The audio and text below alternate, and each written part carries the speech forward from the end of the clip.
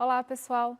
Nós vamos iniciar a nossa aula número 11 de Zoologia de Invertebrados e nessa aula nós vamos abordar o filo Gastrótrica, o filo Nematomorpha, Quinorrhyncha e vamos finalizar a aula falando sobre o filo Nemátoda. Bom, só para a gente relembrar em que ponto da disciplina nós estamos, eu trouxe então esse cladograma e nesse cladograma a gente consegue verificar quais grupos nós vamos estudar nessa aula 11. Então, esses filos, incluindo o filo Loricéfera, que eu não citei anteriormente, porque nós não vamos tratar em detalhes desse filo, juntamente com o filo Rotífera e o filo Acontoncéfalo, eles eram antigamente classificados como asqueumintos. Então, antes eles eram classes do grande filo Asqueumintos. Esse filo foi extinto e agora cada uma dessas anteriormente classificadas como classe são um filo individual. Esses filos, eles possuem como principais características o fato de serem protostômia, são bilaterais e, portanto, são classificados como eumetazoários. Quais são, então, as características gerais desses organismos? São animais marinhos e de água doce, mas também há representantes terrestres. A maioria é de vida livre, alguns são parasitas, então nem todos os animais são de vida livre. São animais vermiformes pequenos, eles chegam a atingir de alguns milímetros a poucos centímetros, e há alguns que são microscópicos. Os órgãos excretores são protonefrídeos, mas não em todos os grupos. Nós vamos ver que alguns grupos apresentam outras estruturas excretoras. Não possuem uma cabeça bem formada, embora na região anterior encontre-se a boca e os órgãos sensoriais. O trato digestório é completo, portanto, esses animais apresentam boca e ânus. Esse filo é um filo pequeno, apresenta em torno de 430 espécies já descritas e as espécies são microscópicas, então eles apresentam tamanho variando de 50 micrômetro a 1 milímetro. São marinhos e de água doce e eles habitam sedimentos e detritos superficiais, são encontrados também, às vezes, aderidos à superfície do corpo de alguns animais e de plantas que vivem submersos. O corpo é achatado ventralmente e arqueado dorsalmente. Eles possuem cílios na parte ventral e tufos de cílios na região anterior. Nós vamos visualizar isso depois numa imagem. Se locomovem por deslizamento e possuem órgãos adesivos na região posterior. Esses órgãos eles permitem que o animal tenha adesão ao substrato.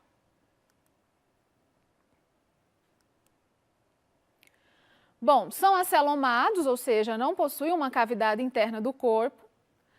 E o sistema respiratório e circulatório é ausente nesses animais. Então, como o corpo é muito achatado, as trocas gasosas e a distribuição dos nutrientes ocorre por difusão célula a célula.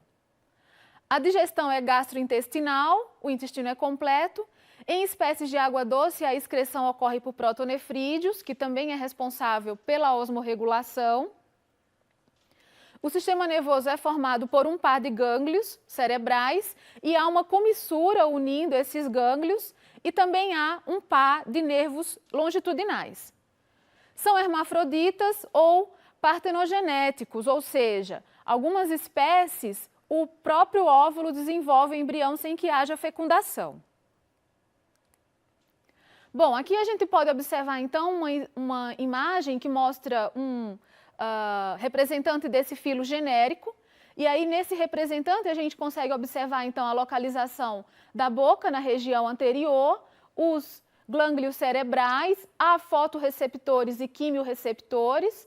Aqui a gente pode observar também a faringe, os cordões nervosos longitudinais, as estruturas reprodutoras, tanto masculina, aqui a formação dos testículos, formação dos espermatozoides, e as femininas, onde há a formação dos óvulos, e também na região mais posterior, a localização do ânus. E aqui, na parte extrema posterior do corpo, a gente encontra os órgãos adesivos. Nessa outra imagem, vocês podem observar, então, a presença dos cílios ventrais que é uma característica desse grupo. Bom, o Filonematomoorpha, então. O Filonematomoorpha, ele apresenta em torno de 320 espécies, são vermes alongados, e eles são popularmente conhecidos como vermes crina de cavalo ou vermes cabelo, porque inicialmente eles foram identificados na crina dos cavalos. Os adultos têm vida livre e curta, então a maior parte da vida desse animal é no estágio juvenil, nas larvas. O trato digestório é vestigial, praticamente não há, e os adultos não se alimentam. Praticamente os adultos só se reproduzem e já morrem.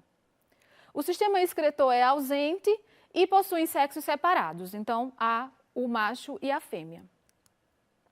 Aqui a gente pode observar então um representante desse filo, e nessa outra imagem eles são parasitas de diversos insetos, de vários artrópodes, e a gente pode observar então um animal desse parasitando um gafanhoto. O filo Quinorrhyncha. Bom, esse filo é ainda menor do que os que eu tratei anteriormente. Ele possui em torno de 150 espécies descritas, são todos animais marinhos. Vivem escavando a superfície da lama marinha ou nos espaços intersticiais da areia. Possuem menos de 1 milímetro de comprimento, são animais bem pequenos. O corpo é revestido por uma cutícula quitinosa e a principal característica desse grupo é que o corpo é segmentado em cabeça, então o primeiro segmento é a cabeça, seguido pelo colo e depois pelo tronco. Então, nessa imagem aqui, a gente pode observar a presença desses fragmentos. O primeiro fragmento, então, é a cabeça, o segundo, o colo, os demais compõem o tronco do animal. Uma característica importante desse filo, e que também é a característica que distingue o filo dos demais, é a presença de uma cabeça retrátil. Então, o próprio nome Quinorrhyncha significa focinho móvel. Por quê? Porque a cabeça desse animal é retrátil, ela pode se retrair para dentro do corpo. Quando o animal se encontra nessa posição, não há movimento, geralmente ele está imóvel. Para ele se movimentar, ele protrai essa cabeça e nesse movimento de protrair a cabeça, ele puxa o corpo e assim ele se movimenta deslizando.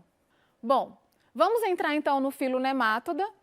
Tanto o final da aula 11 como a aula 12 nós vamos tratar desse filo. É um filo extremamente importante, de importância econômica, de importância médica, porque há muitos parasitas humanos. Mas é um filo importante também pelo número de espécies que já foram descritas, mais de 15 mil espécies já foram descritas. Em algumas literaturas mais recentes, vocês vão encontrar um número em torno de 25 mil espécies já descritas desse filo, mas há estimativa de que haja 1 milhão de espécies ainda não descritas. É um filo pouco estudado, na verdade a atenção é dada mais às espécies que causam parasitoses humanas, então as espécies de vida livre não são tão estudadas, e em função disso acredita-se que há muitas espécies que ainda não foram identificadas cientificamente. A maioria é de vida livre, são encontrados nos mais variados ambientes, então é um grupo de grande sucesso biologicamente falando, porque eles habitam tanto ambientes aquáticos, ambientes terrestres, altas temperaturas, vivem também em regiões polares, então é um grupo que conseguiu se adaptar aos mais variados nichos ecológicos. São encontrados geralmente em altas densidades, então, por exemplo, isso aqui é um dado de que 1 metro quadrado de lama contém cerca de 4.420.000 nemátodos. Então, na verdade, essa é a magnitude mesmo de animais por metro quadrado. No solo, centenas de milhares de nemátodas são encontrados por metro quadrado. E eles têm um papel importante, inclusive, na reciclagem dos nutrientes no solo. E isso é importante para a nutrição das plantas, por exemplo. Então, eles têm importância também ecológica, no caso dos de vida livre, não só como parasitas.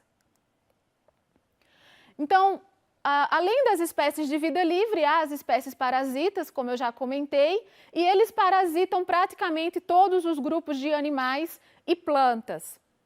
O corpo é alongado e delgado, e a principal característica, inclusive que está relacionada com o nome nemátoda, é que o corpo desses animais é cilíndrico. Então, ele tem o corpo alongado, cilíndrico e as extremidades são afiladas. Não em todas as espécies. Há espécies, por exemplo, que apresentam apenas uma das extremidades afiladas, não necessariamente as duas. O corpo desse verme é revestido por uma epiderme.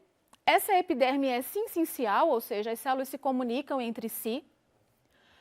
A epiderme é envolvida por uma cutícula que é bastante resistente, mas ao mesmo tempo é flexível. E essa cutícula, ela é trocada durante o desenvolvimento do animal. Então, o animal passa por 4 mudas ou equidizes, e nessas mudas há a troca da cutícula. A cutícula, na verdade, funciona como um exoesqueleto, e em cada muda esse exoesqueleto é trocado e uma nova cutícula é secretada pelas células da epiderme.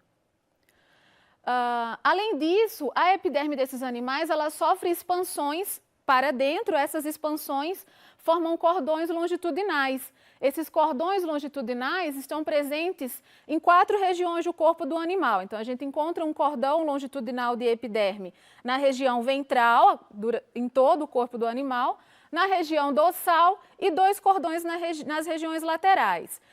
Nesses cordões epidérmicos estão localizados também os cordões nervosos do sistema nervoso. Bom, abaixo da epiderme encontra-se a musculatura. A musculatura nesses animais é totalmente longitudinal, não há musculatura circular. E em função da presença dessa musculatura longitudinal, esses animais se movimentam por ondulações do corpo. Então, essas ondulações, como a gente pode observar aqui, nada mais são do que projeções do corpo dorsoventralmente, e a partir dessas projeções o animal se projeta para frente e assim se desloca. Então, necessariamente ele precisa de um substrato para poder se locomover. Com relação ao sistema digestório, então, a boca ela é localizada na região anterior e a boca é circundada por lábios, como a gente pode observar nessa figura aqui. Esses lábios possuem órgãos sensoriais internos e órgãos sensoriais externos também. O sistema digestório é completo, então a boca, faringe, que alguns zoólogos chamam de esôfago, intestino, reto e, por fim, o ânus. A digestão, ela inicia extracelularmente na cavidade intestinal, não é extracorpórea, como a gente viu em outros grupos de animais nas aulas anteriores. Ela é dentro da cavidade do intestino, dentro do corpo do animal, mas é inicialmente extracelular. E, por fim, os nutrientes são, então, englobados pelas células por fagocitose e a digestão é finalizada intracelularmente. Bom, esse filo apresenta a pseudocele ou blastocele, né? Na verdade, para a nemátoda, nós utilizamos o termo blastocele porque a pseudocele ou pseudoceloma é uma denominação utilizada para vários grupos de animais que não apresentam uma cavidade interna revestida externamente e internamente pela mesoderme, mas o termo pseudocelomado é um termo que era utilizado para vários grupos e hoje se sabe que a origem dessa cavidade ela diverge nesses vários grupos. Em função dessa divergência da origem da cavidade interior do corpo, essa cavidade passou a receber nomes diferentes. Então, no caso do nemátoda, a gente utiliza o termo blastocele, portanto, eles são blastocelomados, porque a cavidade interior é proveniente de uma blastocele persistente. A excreção e osmorregulação ocorre por meio de células glandulares, que são células do tipo renete, são essas células apresentadas nessa figura. São células em forma de U, elas ficam localizadas nessa região mais anterior e há essas projeções, que são canais excretores, que estão presentes ao longo do corpo todo do animal.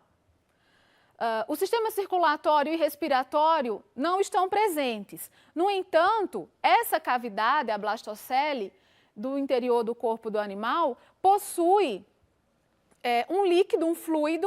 Esse fluido favorece o transporte, a circulação de nutrientes e também de gases. E esse transporte ocorre porque esse fluido está em constante movimentação devido ao próprio movimento do corpo do animal.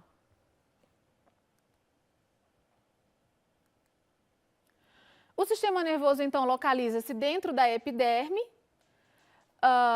naqueles cordões longitudinais que eu citei anteriormente. Então, no cordão ventral, há cordões nervosos com função motora e sensorial. No cordão dorsal, um cordão nervoso com função sensorial e nos laterais também com função apenas sensorial. Uma característica importante desse grupo é que o cérebro ele é formado por um anel nervoso circunfaríngeo, ou seja, é um anel de nervos que circunda a faringe. Então, nessa imagem, a gente consegue observar essas estruturas que nós discutimos. Então, aqui a gente observa o corpo, a parte externa do animal e aqui uma linha lateral. Se a gente pegar essa região anterior e observar em maior aumento, então nós vamos poder observar os cordões epidérmicos. Dentro desses cordões epidérmicos estão os cordões nervosos, que compõem o sistema nervoso do animal. Aqui é a faringe, envolvendo essa faringe tem um anel nervoso circunfaríngico, a boca na região mais anterior. Mais externamente, aqui em amarelo, a gente observa a epiderme. Depois da epiderme, a musculatura, aqui em rosa, os músculos longitudinais. E aqui a cavidade do corpo. Bom, pessoal, é isso. Obrigada pela atenção de vocês e até a próxima.